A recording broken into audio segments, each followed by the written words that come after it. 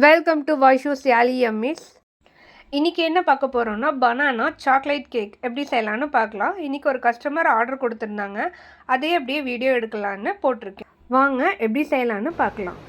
ஒரு பவுல் எடுத்துக்கோங்க, அதில் துளி கூட ஈரம் இருக்கக்கூடாது. அதில் 3 வாழைப்பழம் சேர்த்துக்கோங்க. நல்லா கனிஞ்ச வாழைப்பழமாக இருந்தால் நல்லா டேஸ்ட்டாக இருக்கும் இந்த கேக்குக்கு. அது மிக்சியில் போட வேணாம், இந்த மாதிரி நான் செய்கிற மாதிரி ஒரு ஸ்பூன் வச்சு நல்லா அழுத்தி நல்லா ஸ்மாஷ் பண்ணிக்கோங்க. அப்படி உங்களுக்கு வரல அப்படின்னா கையில் கூட போட்டு நீங்கள் நல்லா பிசைஞ்சிக்கலாம். இப்போ நல்லா பிசைஞ்சு எடுத்துக்கிட்டேன். இந்த மாதிரி நல்லா பிசைஞ்சு எடுத்துக்கோங்க. அதிலே ஒரு விஸ்க் வச்சு இன்னும் நல்லா பீட் பண்ணிட்டீங்க அப்படின்னா உங்களுக்கு திப்பி திப்பியாக இல்லாத மாதிரி நல்லாயிருக்கும். இப்போது அதில் 85 கிராம்ஸ் ஒயிட் சுகர் ஆட் பண்ணிக்கோங்க. பவுட்ரு பண்ணி சேர்த்திக்கோங்க. அதே 85 கிராம்ஸ் நாட்டு சர்க்கரையும் போட்டுக்கோங்க. நீங்கள் ஒயிட் சுகர் போட பிடிக்கல அப்படின்னா ஃபுல்லாகவே நாட்டு சர்க்கரையை நீங்கள் ஆட் பண்ணிக்கலாம். இப்போ பட்டர் 90 கிராம்ஸ் எடுத்திருக்கேன். அன்சால்டட் பட்டருங்க, நல்லா மெல்ட் பண்ணி எடுத்துக்கோங்க. உங்கள்கிட்ட பட்டர் இல்லைன்னா நீங்கள் சன்ஃப்ளவர் ஆயில் கூட யூஸ் பண்ணிக்கலாம். பனானா, சுகரு, பட்டர் இதெல்லாம் ஒன்று சேர நல்லா கலக்கிக்கோங்க. இப்போ 2 முட்டையை நான் ஆட் பண்ணியிருக்கேன். இது ரூம் டெம்பரேச்சரில் இருக்கிற முட்டை. இன்கேஸ் நீங்கள் ஃப்ரிட்ஜில் வச்சுருந்தீங்க அப்படின்னா 3 ஹவர்ஸ் முன்னாடி எடுத்து வச்சு அதை யூஸ் பண்ணிக்கோங்க. இப்போ கொஞ்சமாக வெனிலா எசன்ஸ் யூஸ் பண்ணிக்கோங்க, அந்த எக்கோட ஸ்மெல் உங்களுக்கு வராமல் இருக்கிறதுக்காக. ஒரு 5 ml யூஸ் பண்ணிக்கோங்க போதும். இப்போ எல்லாமே ஒன்று சேர நல்லா மிக்ஸ் பண்ணி எடுத்துக்கோங்க. 120 ml மில்க் எடுத்திருக்கேன். இது நல்லா காய்ச்சி ஆற வச்சது. ஒரே இதாக ஃபுல்லாக ஊற்றிடாமல் 2 பேட்சாக மிக்ஸ் பண்ணி எடுத்துக்கோங்க.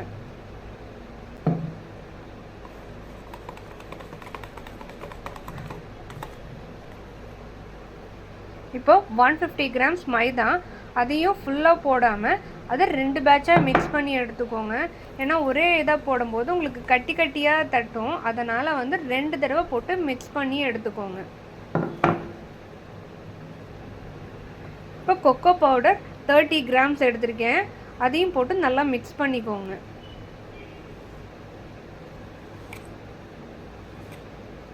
ஸ்லோவாக மிக்ஸ் பண்ணுங்கள். ஃபாஸ்ட்டாக மிக்ஸ் பண்ணும்போது உங்களுக்கு வெளியே தெரிக்கிறதுக்கு சான்சஸ் இருக்குது. இப்போ நல்லா விஸ்க் வச்சு இந்த மாதிரி நல்லா மிக்ஸ் கொடுத்ததுக்கப்புறம் ஸ்பேச்சுலா யூஸ் பண்ணிக்கோங்க. ஏன்னா அடியில் இருந்து நல்லா மேலே வரைக்கும் இது பண்ணுங்கள். இன்கேஸ் அடியில் மைதா மாவு அந்த மாதிரி நிற்கிறதுக்கு சான்சஸ் இருக்குது. ஸோ அடியில் போட்டு நல்லா மிக்ஸ் பண்ணி எடுத்துக்கோங்க. ஸோ நம்மளோட பேட்டர் லாஸ்ட்டாக இந்த கன்சிஸ்டன்சியில் தான் உங்களுக்கு இருக்கும். இதை நான் 7 inch ட்ரேயில் போர் பண்ணிக்கலாம். 10 minutes ஓடிஜி ப்ரீஹீட் பண்ணி வச்சுக்கோங்க. அதில் இது 20 minutes பேக்கிங் டைம். 20 minutes கழிச்சு ஒரு டூத்பிக் எடுத்து சென்டராக குத்தி பாருங்கள். வெளியே எடுக்கும்போது எதுவுமே அதில் ஒட்டலை அப்படின்னா அதை வெந்துருச்சு.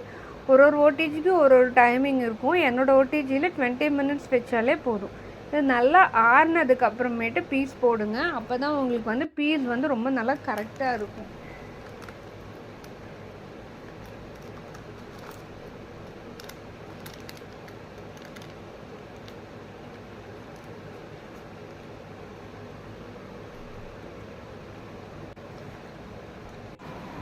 இப்போ நான் இதை உங்களுக்கு கட் பண்ணி காட்டுறேன் பாருங்கள், எவ்வளோ சாஃப்டாக இருக்குதுன்னு. அப்படியே நைஃப் பாருங்கள், அப்படியே உள்ளே மெதுவாக அப்படியே இறங்குற மாதிரி இருக்குது.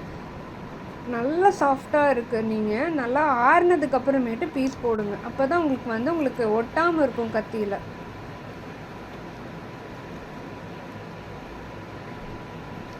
இந்த வீடியோ உங்களுக்கு பிடிச்சிருந்துச்சுன்னா லைக் பண்ணுங்கள். இந்த கேக்கு நீங்களும் வீட்டில் செஞ்சு பார்த்து எப்படி இருக்குன்னு எனக்கு கமெண்ட் பண்ணுங்கள். தேங்க்ஸ் ஃபார் வாட்சிங்.